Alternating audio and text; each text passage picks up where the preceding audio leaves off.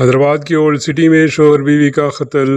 تلنگانہ کے دارالحکومت شہر حیدرآباد کی اولڈ سٹی کے میر چوک پولیس لیمٹس میں واقع نور خان بازار میں پیر کے دن دوہرے قتل کی سنسنی خیز واردات پیش آئی۔